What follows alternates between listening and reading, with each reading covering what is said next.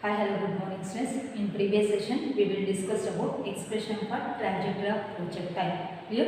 So now in this session, we are going to discuss about time of flight of projectile.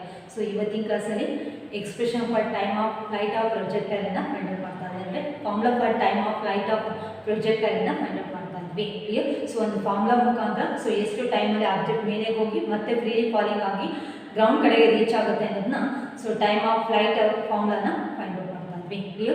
So we already know sir, projectile means so it is a body thrown into a space and allowed to fall freely under gravity is known as a projectile.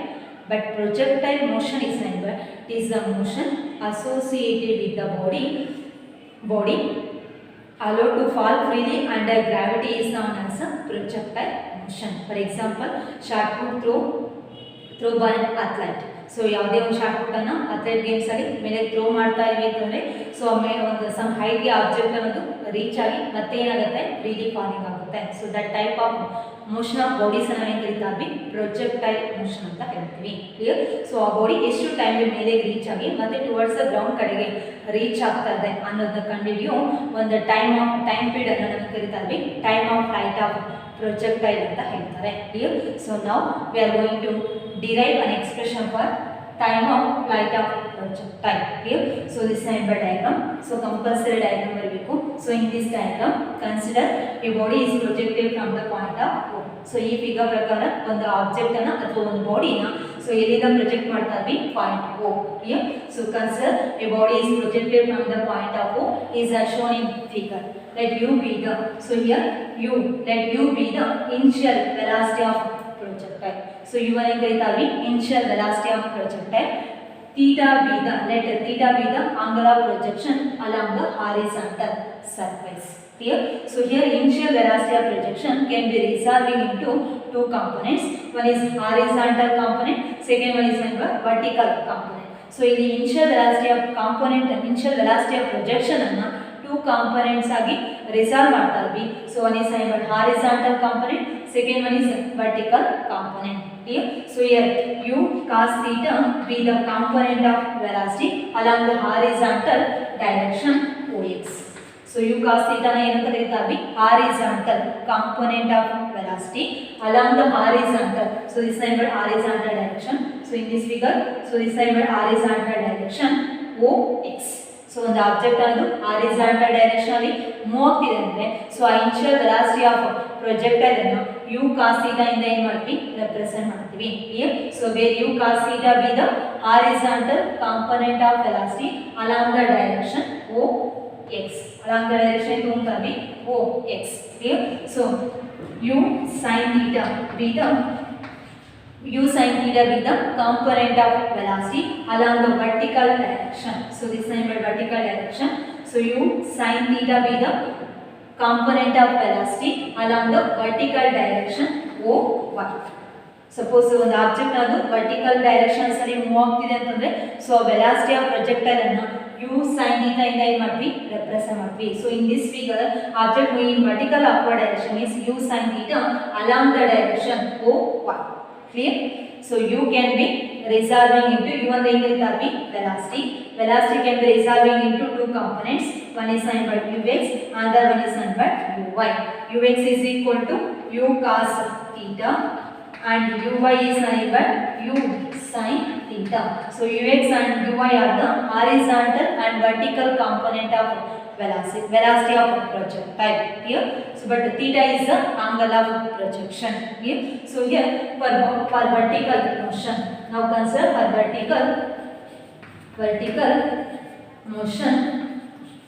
For vertical motion, suppose ಈಗ object ಅನ್ನು vertical upward motion ಅಲ್ಲಿ move ಆಗ್ತಿದೆ ಅಂತ assume ಮಾಡ್ಕೊಂಡ್ರೆ for vertical upward motion, so initial velocity u is equal to uy is equal to u sin theta. So object is moving vertical upward direction.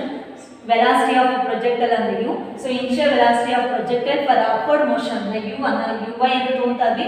So uy is vertical component of velocity ಅಂದ್ರೆ u sin theta. Here, so for vertical upward motion acceleration is equal to acceleration due to gravity. So the acceleration due to gravity against ಆಗಿ object vertical ಏನಾಗ್ತಿದೆ upward motion ಕಡೆಗೆ move ಆಗ್ತಿದೆ.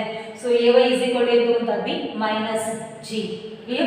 So Ay is equal to minus t. So but at this maximum height, final velocity Vy is equal to 0. Clear? So suppose body is moving vertical upward direction. So initial velocity Uy is equal to u sin theta. So initial velocity of body na ಯಾವ ತರ express ಮಾಡ್ತಾ ಇದ್ವಿ, Uy is equal to u sin theta. So acceleration is Ay is equal to minus g. Then final velocity is Vy is equal to 0 at this point. So ಈ point ಅಲ್ಲಿ object ಅದು comes at rest condition ಹೋಗುತ್ತೆ. So at this point final velocity Vy is equal to 0. Clear? So Vy is equal to 0. Now by using equation V is equal to u plus at. So we already know that kinematic equations of motion V is equal to u plus at. So ಇದನ್ನ kinematic equations of motions ಅಲ್ಲಿ ಈ ಫಾರ್ಮುಲಾನ derive ಮಾಡಿದ್ವಿ. So V is equal to u plus at for vertical upward motion. So final velocity we are called as Vy is equal to uy plus ay into t. For vertical upward motion ಅಲ್ಲಿ objects move ಆಗ್ತಿದೆ ಅಂತಂದ್ರೆ so velocity v ಅನ್ನ v is nothing but final velocity. So here u is nothing but initial velocity, a is nothing but acceleration, t is nothing but time of flight. But v ಅನ್ನ final velocity ನ for vertical upward motion ಅಲ್ಲಿ v ನ ಏನು ಕರೀತಾರೆ vy ಅಂತ ತಗೊಂತಾರೆ. horizontal motion ಅಲ್ಲಿ object ಹೋಗ್ತಿದ್ರೆ so final velocity ನ vx ಇಂದ ರೆಪ್ರೆಸೆಂಟ್ ಮಾಡ್ತೀವಿ. for vertical upward direction ತಗೊಂಡಂತ y axis ಅಲ್ಲಿ vy ಅಂತ ರೆಪ್ರೆಸೆಂಟ್ ಮಾಡ್ತಾರೆ. Clear? so vy is equal to initial velocity ಅಂದ್ರೆ uy plus ay into t. clear? now substituting this data in this equation. so vy means so here 0 is equal to uy means u sin theta plus ay means minus g into t. so ಈ ತರ equation ಬರ್ಕೊಂಡಾದ್ಮೇಲೆ so ಇಲ್ಲಿ given data ನ ತಗೊಂಡು equation substitute ಮಾಡಿ vy ಅಂದ್ರೆ ಏನಿದೆ 0 at this maximum height vy is equal to 0 is equal to uy ಅಂದ್ರೆ ಎಷ್ಟು initial velocity ಅಲ್ಲಿ ಆಬ್ಜೆಕ್ಟ್ ಮೇಲೆಗೆ ಮೂವ್ ಆಗ್ತಿದೆ ಅಂತಂದ್ರೆ so u sin theta ಅಂದ್ಬಿಟ್ಟು ರೆಪ್ರೆಸೆಂಟ್ ಮಾಡ್ತಾ ಇದ್ವಿ. ಇಲ್ಲಿ ನ್ಯೂಮರಿಕಲ್ ವ್ಯಾಲ್ಯೂಸ್ ಅಲ್ಲಿ ಮೆನ್ಷನ್ ಮಾಡ್ತಿಲ್ಲ, ಅಂದ್ರೆ 2 3 ಅಂದ್ಬಿಟ್ಟು ವ್ಯಾಲ್ಯೂಸ್ ಅಲ್ಲಿ ಮೆನ್ಷನ್ ಮಾಡ್ತಿಲ್ಲ, ಫಾರ್ಮುಲಾನ ಫೈಂಡ್ ಔಟ್ ಮಾಡ್ತಾ ಇದ್ವಿ. Clear? so u sin theta plus of minus g into t. so here 0 is equal to u sin theta. Here plus into minus becomes minus g into t. Plus into minus ಏನಾಗುತ್ತೆ minus ಬರುತ್ತೆ. so minus into g t. Clear? so gt is equal to u sin theta. so ಈ gt ನ left hand side ತಗೊಳ್ಳಿ, negative sign ಆಗುತ್ತೆ positive term ಆಗಿ convert ಆಗುತ್ತೆ. so gt is equal to right hand side ಇದೆ u sin theta. again gt ನ ಮತ್ತೆ right hand side ತಗೊಳ್ಳಿ, ಪಾಸಿಟಿವ್ ಅನ್ನೋದು ಏನಾಗುತ್ತೆ ನೆಗೆಟಿವ್ ಸೈನ್ ಆಗಿ ಕನ್ವರ್ಟ್ ಆಗುತ್ತೆ. ಸೊ ಅದರಿಂದ ಸೊ ಮೈನಸ್ ಜಿ ಟಿ ನ ಲೆಫ್ಟ್ ಹ್ಯಾಂಡ್ ಸೈಡ್ ತಗೊಂಡಾಗ ಪಾಸಿಟಿವ್ ಅಲ್ಲಿ ಏನು ಮಾಡ್ತೀವಿ ಎಕ್ಸ್ಪ್ರೆಸ್ ಮಾಡ್ತೀವಿ. So G T is equal to u sine theta, but T is equal to u sine theta divide by G. But ನಮ್ಗೆ time T ಬೇಕು, ಜಿನ right hand side ಕಳಿಸಿ ಎಲ್ಲಿಗೆ ಹೋಗುತ್ತೆ ಡಿನಾಮಿನೇಟರ್ಗೆ ಹೋಗುತ್ತೆ.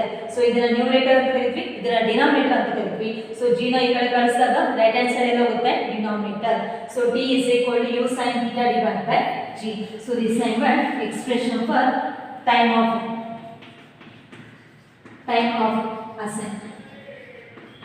ascent. So this is what expression for time of ascent. ಅಥವಾ formula for time of ascent ಅಂದ್ರೆ formula small t is equal to u sin theta divided by g.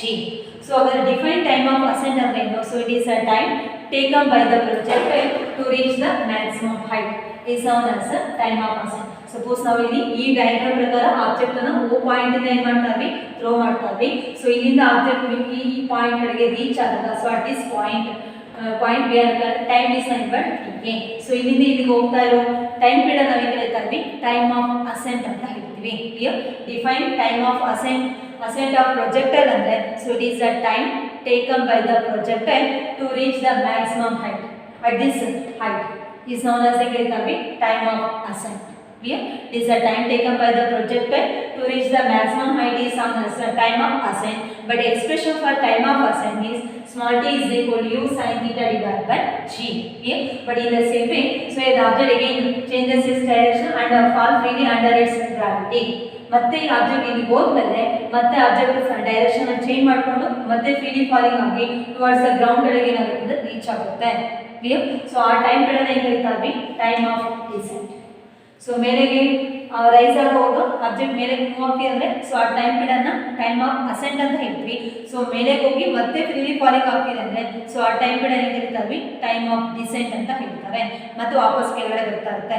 So time of descent is but it is a time taken by the projectile to fall freely under its gravity is known as time of descent. But here time of ascent is equal to time of ascent is equal to time of descent. So ಎಷ್ಟು ಟೈಮ್ಗೆ ಮೇಲೆಗೆ reach ಆಗುತ್ತೋ so ಅಷ್ಟೇ time period object ಮತ್ತೆ ಕೆಳಗಡೆ ಏನಾಗುತ್ತೆ freely falling ಆಗುತ್ತೆ. So that's why time of ascent is equal to ಏನಾಗಿ time of descent. Clear. So time of ascent is equal to ಏನಾಗುತ್ತೆ time of descent. Clear. So but we are find out time of flight of projectile. But ನಾವೇನು ಕಂಡುಹಿಡಿಯಬೇಕಂದ್ರೆ total time of flight of projectile ಅನ್ನು find out ಮಾಡ್ತಾ ಇದ್ವಿ. So total time of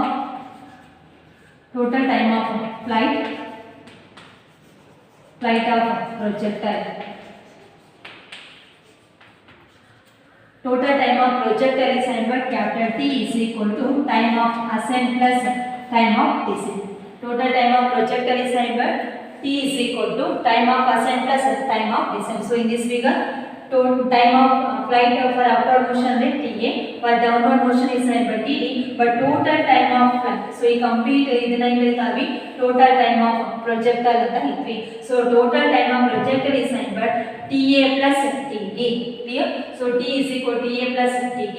So T is equal to TA means U sin theta by G plus.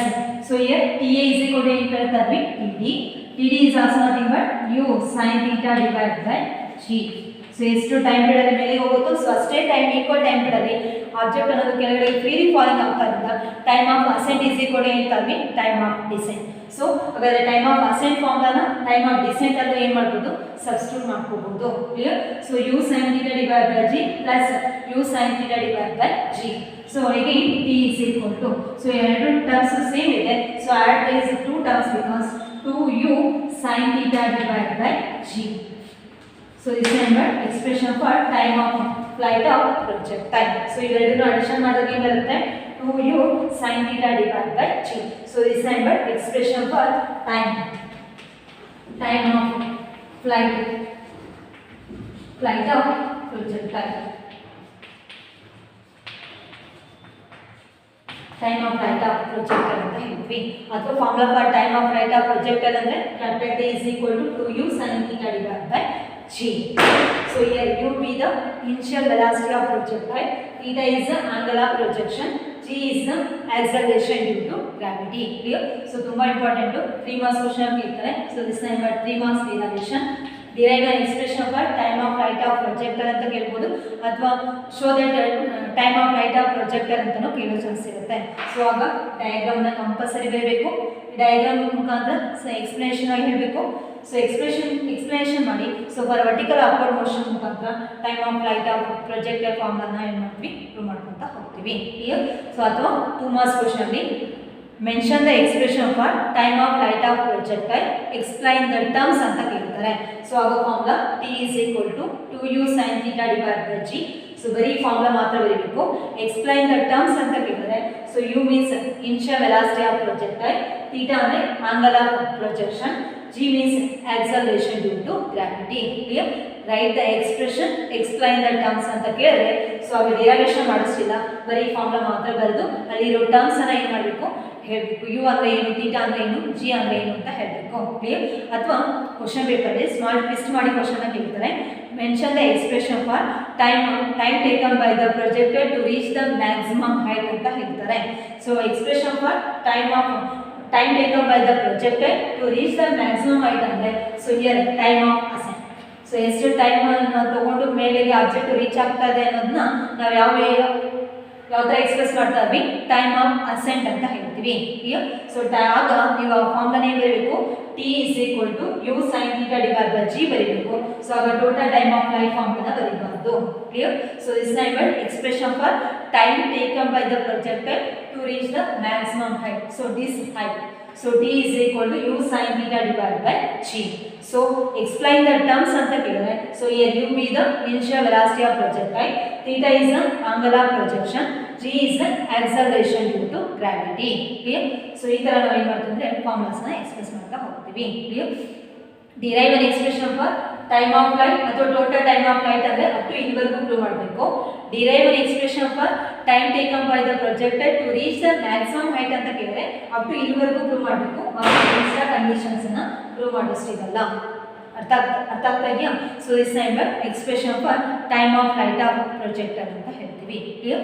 So next class we are going to discuss about expression for maximum height of projector. So next class ಅಲ್ಲಿ expression for maximum height of projectile ಫಾರ್ಮುಲಾನ discuss ಮಾಡ್ತಾ ಹೋಗೋಣ. Clear? Thank you.